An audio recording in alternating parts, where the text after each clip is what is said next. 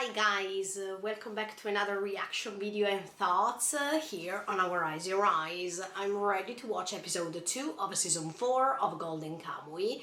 But before starting this video, as always, I want to remind you to subscribe to the channel, click on the notification bell, leave a like to support me, because lots of stories are coming, so stay tuned and keep watching me.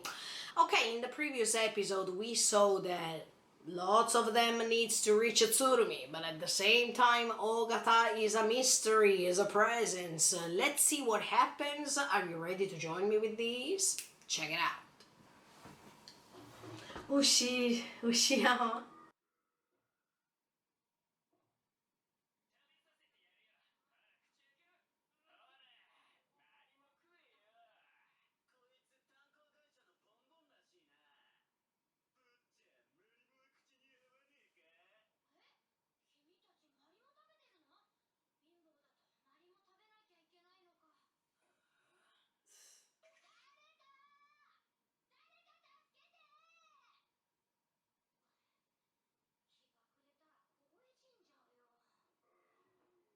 Oh wow.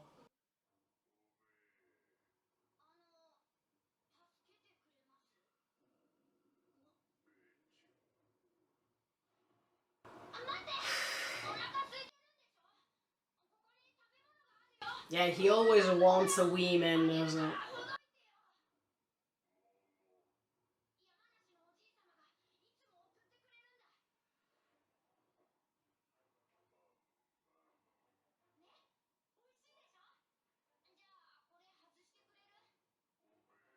No, yeah, maybe, but he doesn't care about that. He wants something else.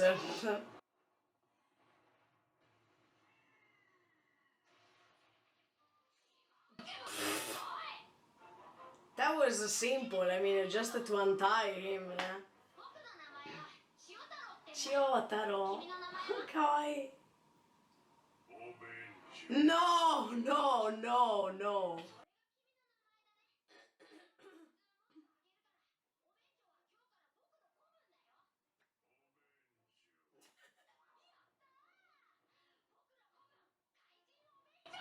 No way.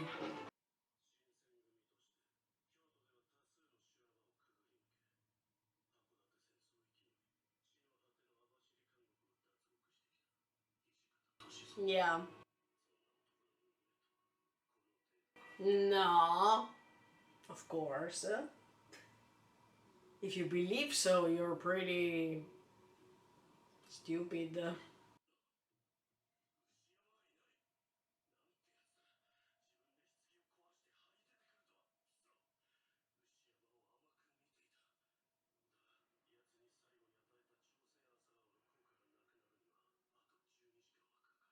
Mm. But in fact, he seemed pretty out of his mind, Ushiyama.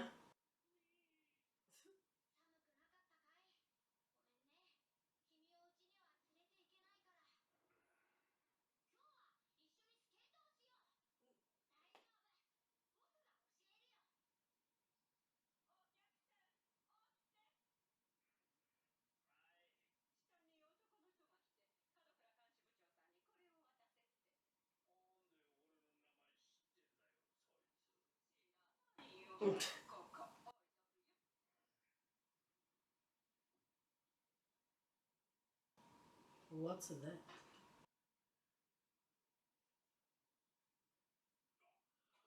Oh!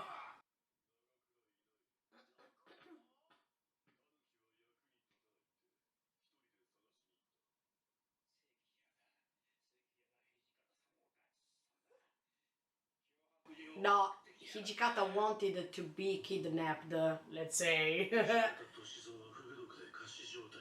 In my opinion.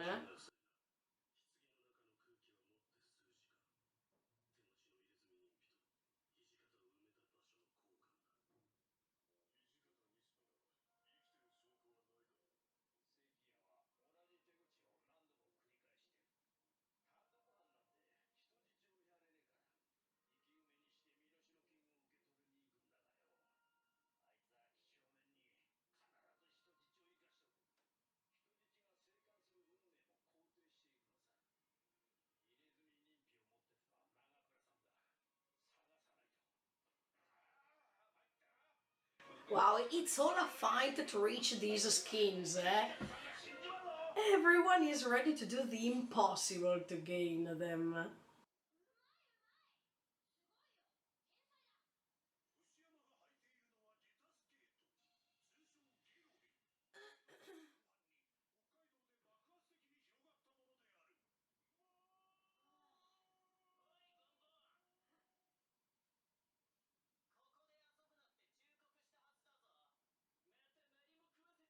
Uh-oh.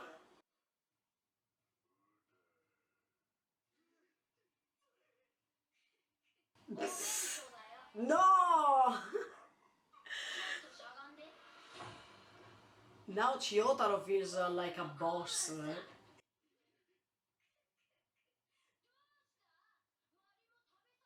But actually, Ushiyama is like a weapon now in all meaning.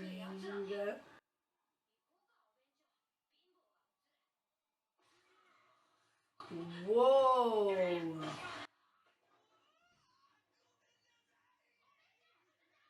But be careful because the ice can break.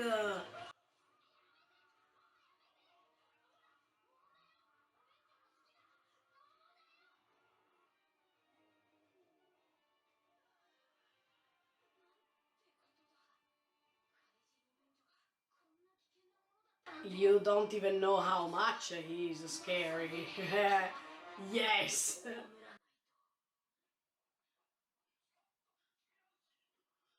Well, even Chiyotaro is scary.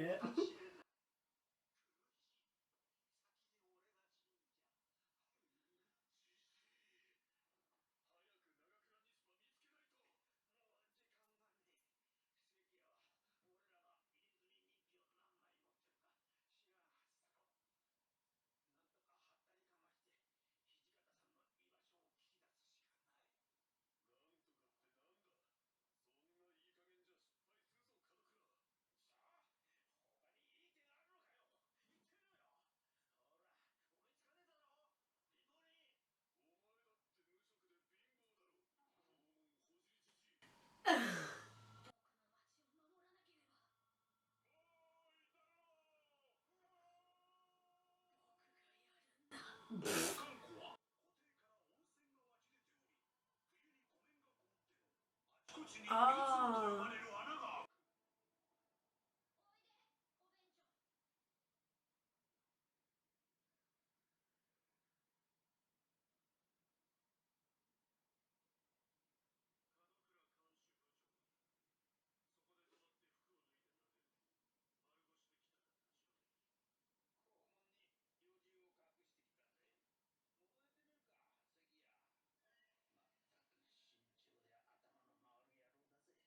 Yeah.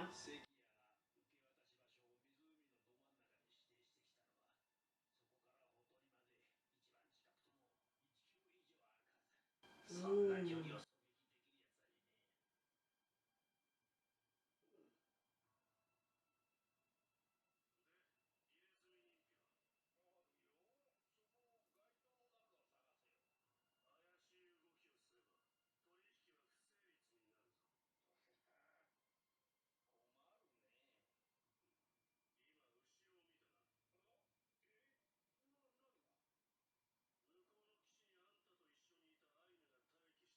I think so, yeah.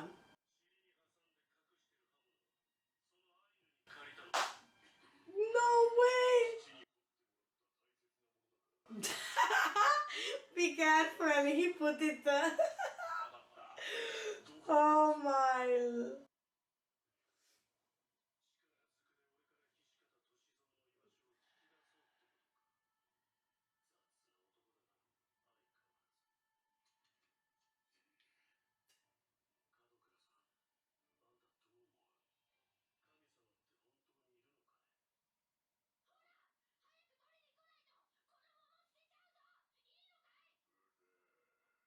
I think really soon Ushiyama is going to wake up, I mean, to.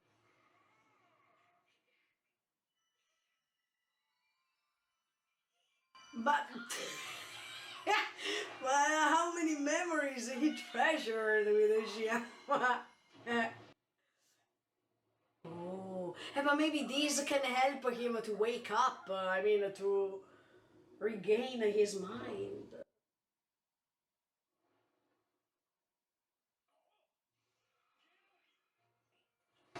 What the F? So he escaped.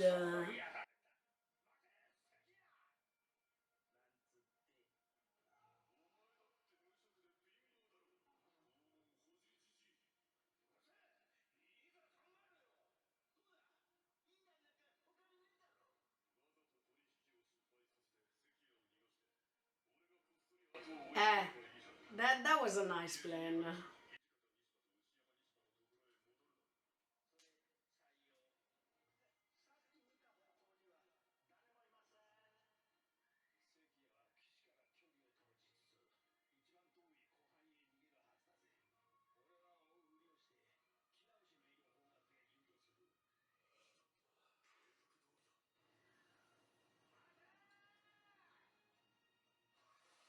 Oh! No way! Oh, he's back! Yeah!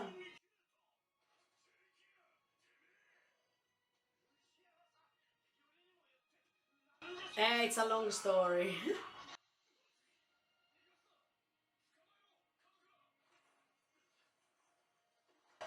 Ooh, almost. Uh,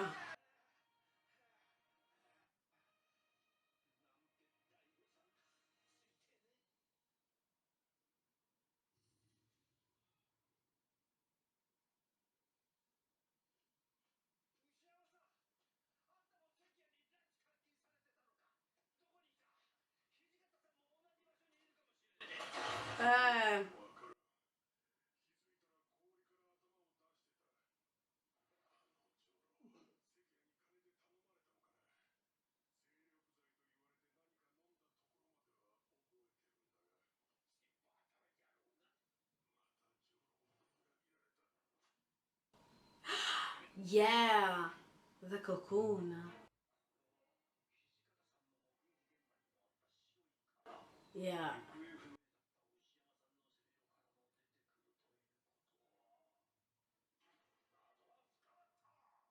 definitely. But can please close your coat? Thank you.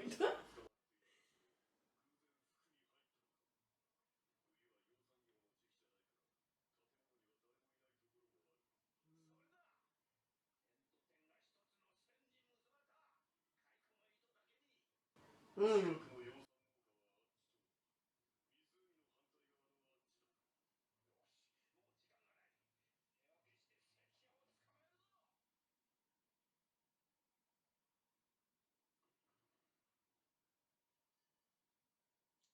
Hi, in the meantime. Ooh, yeah.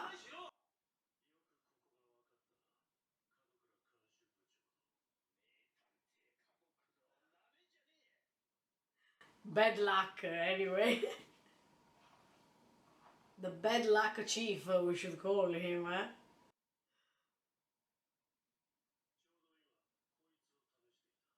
Ah!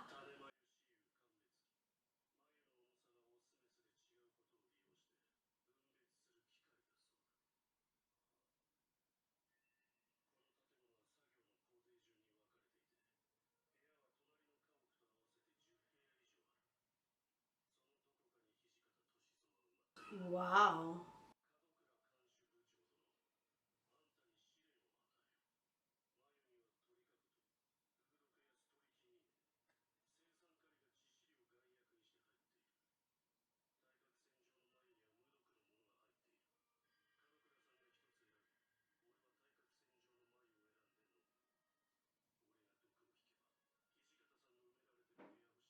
That's not easy because he has always had bad luck.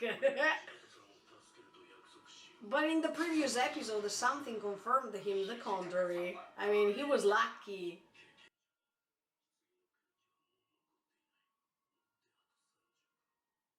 No F way. And you chose the perfect one, eh? No F way.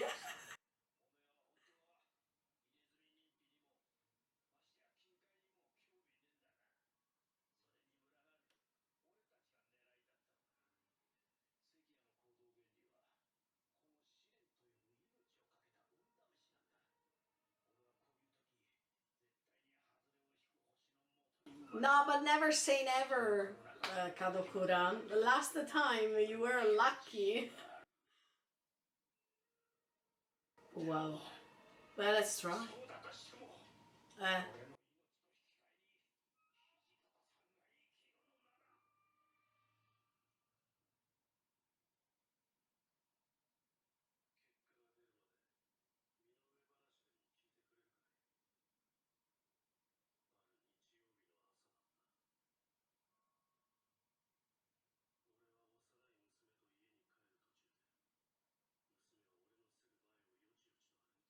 and then.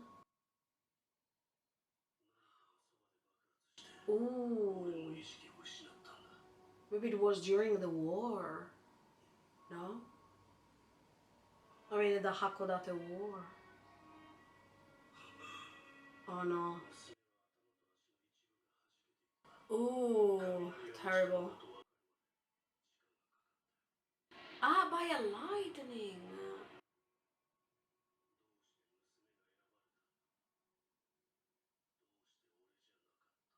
Hmm.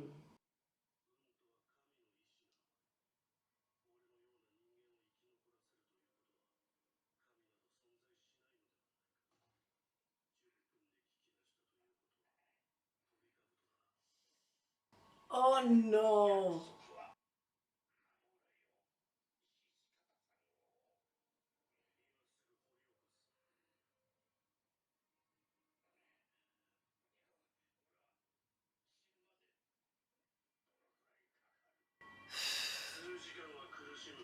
What the F?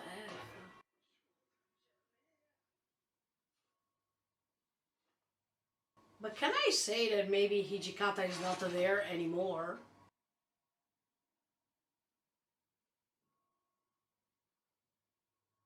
I mean, I have the feeling that Hijikata is not there already.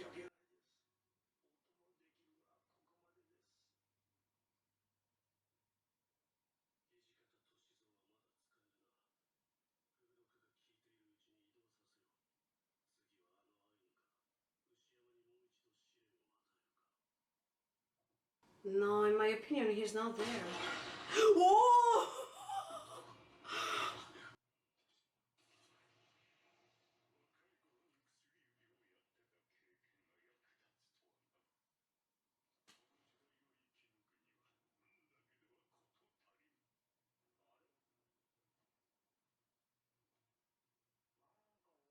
Oh!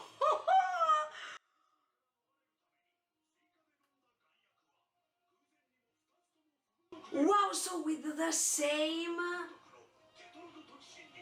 Oh! I mean, one poison can neutralize the other one. Lucky! Good job, Kadokura. I told you that you would have been lucky.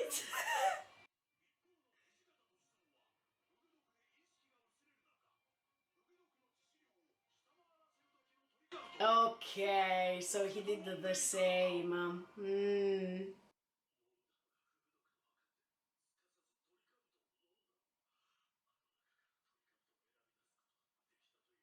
Never underestimate Hijikata. I told you that.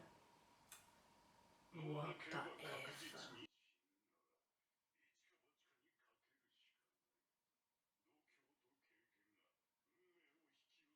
Ah, yeah, I was about to say experience. No, it's not a miracle. Uh,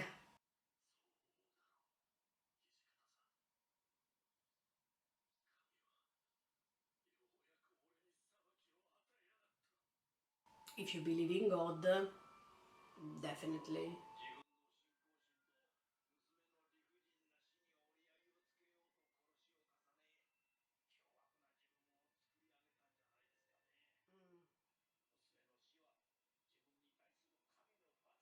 Mm. No, in fact.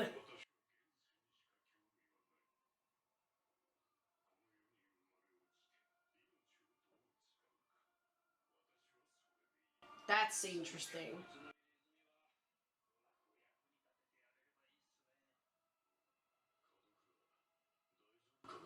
he's fine. He's totally fine. Unexpectedly, he's fine.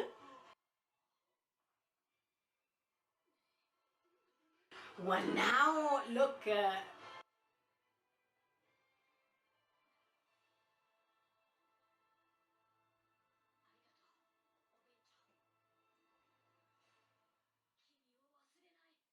Okay, guys, another episode finished.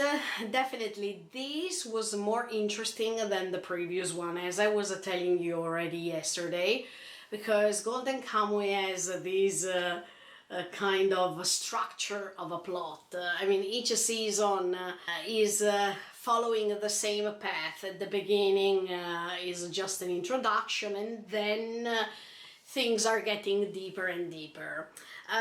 Of course, there were some laughable moments even in this episode that is a must.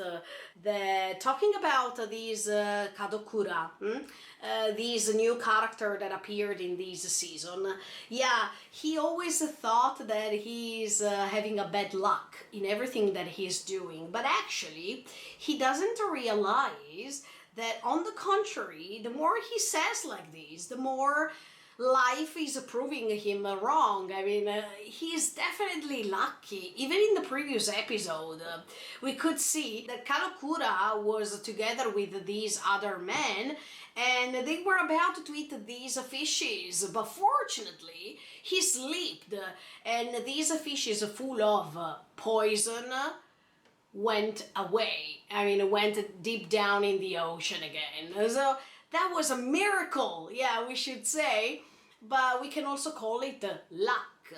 And that's why even in this episode, while he was thinking that he was dying because he's convinced of the fact that he's having bad luck, on the contrary, he could survive.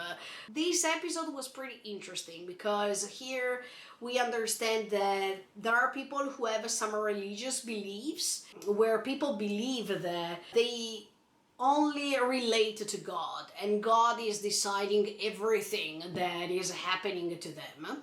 And there are other more realistic visions like the Hijikata one who says, look, I don't know anything about God, but I'm interested in what men do and I relate to my experience, to what I know, and this experience can let me understand how to solve some troubles in my life. Yeah, these two visions are completely different.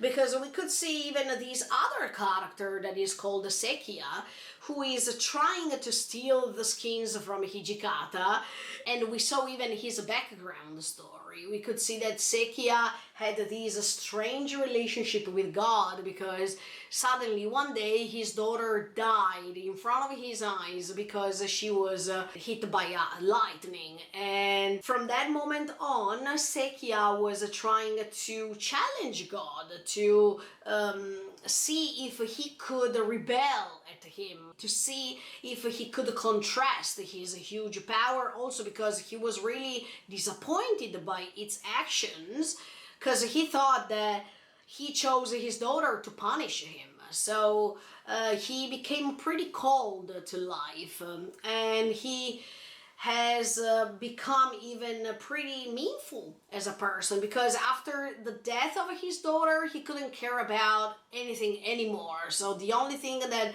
he was thinking about was to try to find his personal revenge about it. But I think that, yeah, Kadokura showed him that sometimes people who believe that everything is predestined, especially people who think they have a bad luck in life, they can be surprised because nothing is guaranteed. I mean, even if you have a conviction about something, then something else is going to happen to you that says to you, look, whatever you thought about these kind of things so far can be wrong too. I definitely agree with what the Hijikata says. I mean, I'm not a religious person. I don't believe in God as a religious entity, but I believe in energy. I mean, I believe that everything is moved by energy. So if you attract negative energy, then maybe it might happen that something negative can happen to you.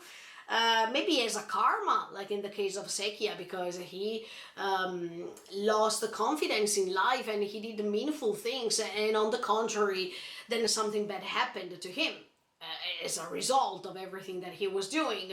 At the same time, I believe that if you really believe about something you can't see, you're too presumptuous. I prefer to believe what Hichikata believes. That means let's talk about men. Let's talk about things you can see, and thanks to experience, thanks to knowledge, you can find a way to run away from troubles, run away from things that are threatening you. Of course, there are religious people in the world, people who believe that everything is predestined by God, that God is testing us because it's like a way to test our ability to choose things and whatever. Even the fact that Kadokura was choosing these cocoons. If you see these from a religious point of view, you can believe that everything is just a test made by God to see if, thanks to your free will, you're able to choose, and then it's up to you what you choose, right? But yeah, I think that it depends how you see things, you know. There's nothing guaranteed. I mean, I don't believe in God religiously speaking, but maybe God exists. So that's just what I believe, but everything can prove me wrong, and I'm here to be surprised about this kind of things. So I'm not that type of person that is convinced about one thing only and then nothing will change my mind. Not at all. I am totally the opposite, actually. I mean, I like to discover many different things. I like to be dismantled. I mean, I like when people tell me that I'm wrong and they explain me why I'm wrong.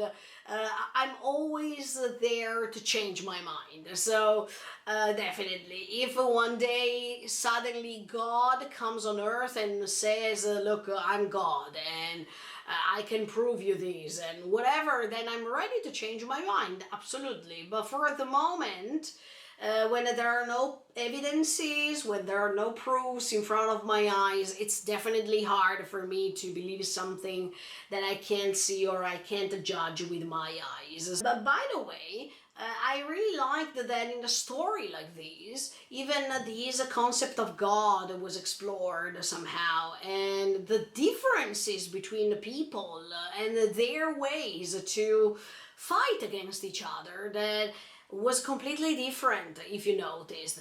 I really like Kadokura as a character because even in real life there are people who really believe that they are unlucky and they are struggling with it. I mean, they always think that they have bad energy surrounding them all the time and everything they choose is wrong and whatever. But actually, those are the people who always survive. I mean, those unexpectedly, yeah.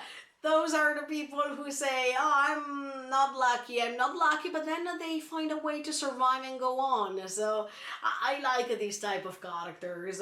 Then, of course, there were lots of ironic moments, even when we were talking about Ushiyama. That was pretty hilarious, you know. But yeah, talking about Sekia one more time, I can understand his pain and his anger towards God and all his questions that he was asking himself. I absolutely understand this attitude anyway. If something like this happens and your dear person is affected by this, you're asking yourself why that person was involved in this and I was not.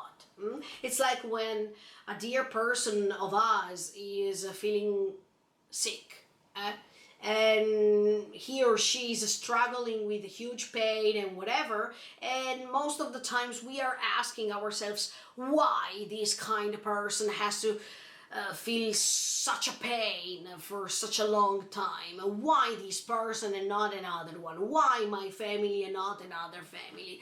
I mean, these kind of questions are totally realistic and understandable somehow. So I understand Sekiya's pain and I understand that he was asking himself these. Why I was not affected by that lightning? Why my daughter? Why that beautiful little girl and not myself?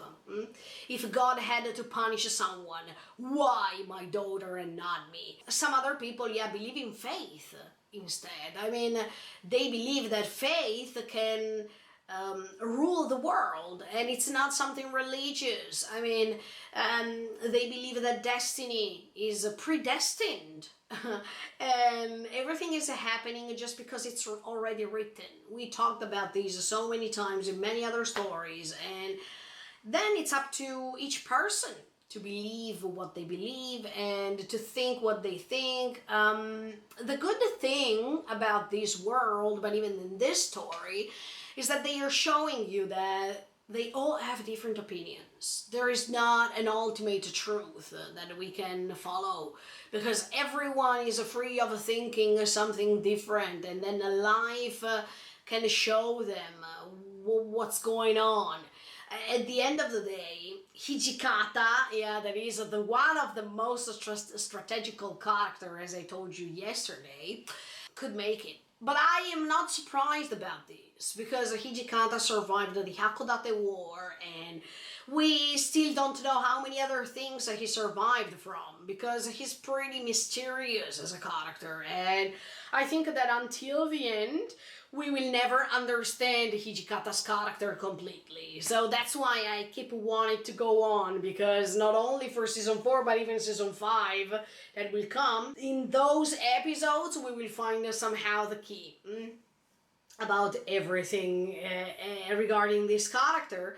But talking about Ushiyama, you could see these laughable moments together with the Chiyotaro, and Chiyotaro used Ushiyama to get his own revenge. I think that in this episode that was the main theme.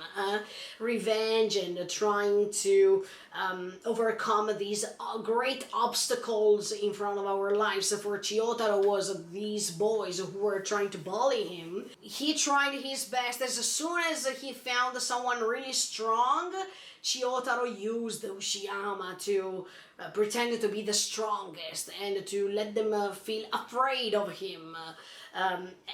As a revenge of everything that he was going through.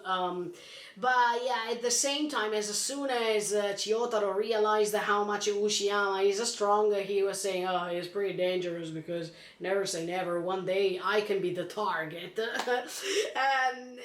and so he tried to get rid of him, And even at the end of the episode, Chiyotaro, thought that just by looking at these boys, they were frightened, but actually they didn't care about him, because behind Chiyotaro there was Ushiyama walking. So even the impression that we have about life, sometimes we are too convinced about certain things, but we don't look back. We don't look around us to see if we are right about what we think.